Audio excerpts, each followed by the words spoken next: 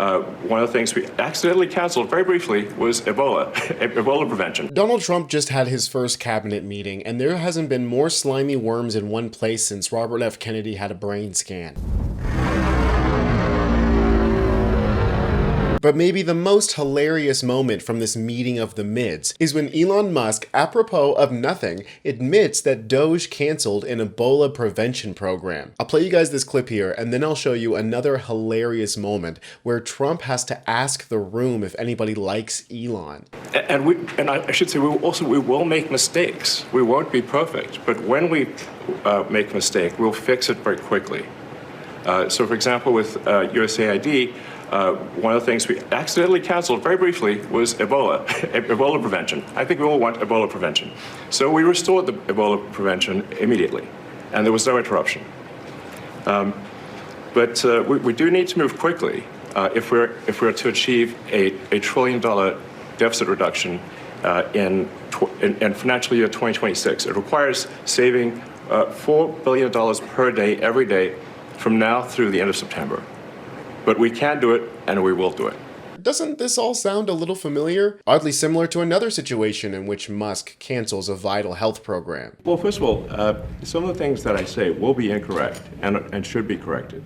So nobody's going to bat 1,000. I mean, we will make mistakes, but we'll act quickly to correct any mistakes. Then they lied and said this money was for condoms for Gaza, when really it was for AIDS prevention. And here's another situation in which the CDC had to reverse D.O.G.E canceling a 9/11 related cancer research study. It looks like Elon Musk hates health programs more than RFK Jr.'s brainworm.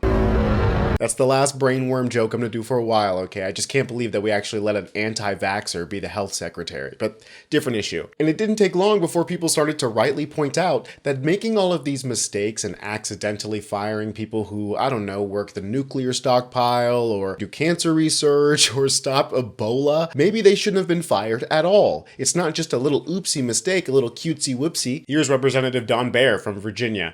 An average person who did something as incompetent as accidentally canceling Ebola prevention wouldn't be applauded. They'd be fired. Musk is failing up in this administration because he didn't earn his job. It's corrupt and it risks American health and safety. Yeah, what happened to the meritocracy? Treating this asshole like a special little snowflake who's gonna make mistakes sometimes and put the rest of our lives at risk seems completely contrary to getting rid of DEI based on merit. Here's Senator Chris Coons from Delaware. Canceling a program that helps prevent the spread of a horrific and contagious disease isn't an oops, it's a potentially catastrophic mistake. And while Elon Crust says they just reversed it, now everything's back to normal, that's not exactly how it works. Here's a response from somebody who does know. So I've actually led an Ebola outbreak response at USAID.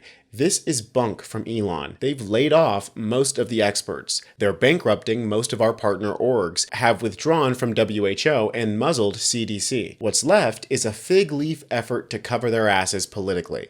Exactly. Donald Trump and Elon Musk chose to shut down USAID at the same time a Marburg outbreak was declared in Africa. Right. There's also dengue, which is on its way to the United States, an active Ebola outbreak in Uganda, Mpox, polio, and bird flu, which is probably the next pandemic. I think we know from experience that what happens in a foreign country does not stay in a foreign country. That's right. And USAID was on the front lines of fighting violence and poverty and displacement and disease. This just goes to show that once these things are done, they're done. There's no flipping a switch and turning them back on. And that might seem like a simple analogy, but it seems like these idiots actually think that way. Representative Malinowski lays it out perfectly in this debate with Kevin O'Leary over why D.O.G.E's cuts can't be run like a business. For being a billionaire, Kevin is so hilariously ignorant about the way things work. Yes, you can't be surgically precision. There's no way to be surgically precision in this. You have to cut more because you just don't know. There's no way to do it. Remember, we've never audited government for 100 years. Never done this before. You may not like it. Tom doesn't think that's right. Tom, what's your reaction to that? The government's not audited. Every agency of the federal government, it helps to know some things if we're going to have this debate. Every agency of the federal government is audited by independent inspectors general. USAID was audited over 60 times last year. And one of the first things that Donald Trump and Elon Musk did was to fire all of the inspectors general. They fired the auditors, and they put in charge this billionaire with his 50 child interns who know absolutely nothing about the federal government.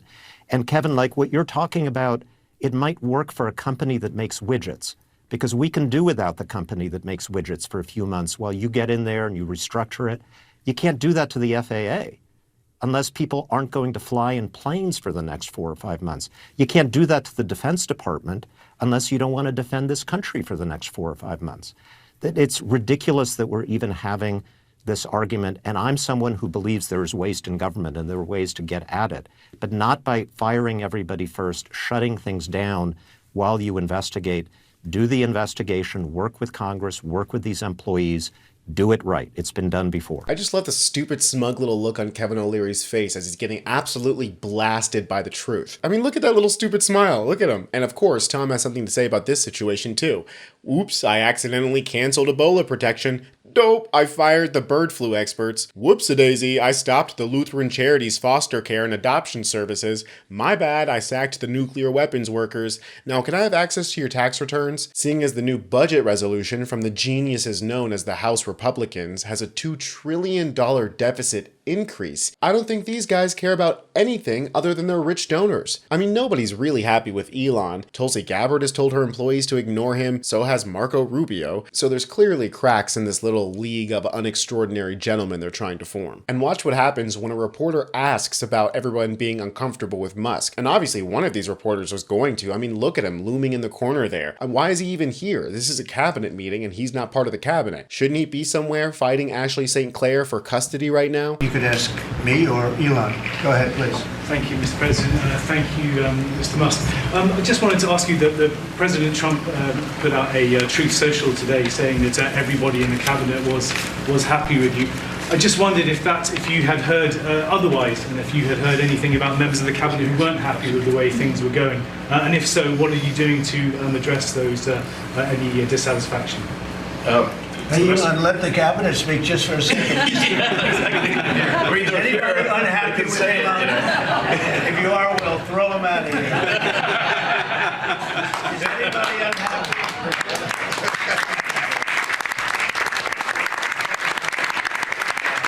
They have a lot of respect for Elon and that he's doing this, and some disagree a little bit, but I will tell you, for the most part, I think everyone's not only happy, they're thrilled.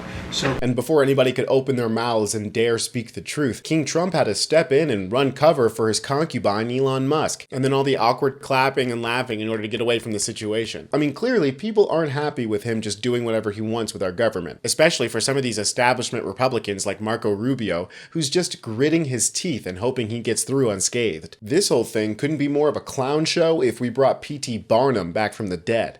I'm Tony Hinderman with Really American, and I'll catch you next time.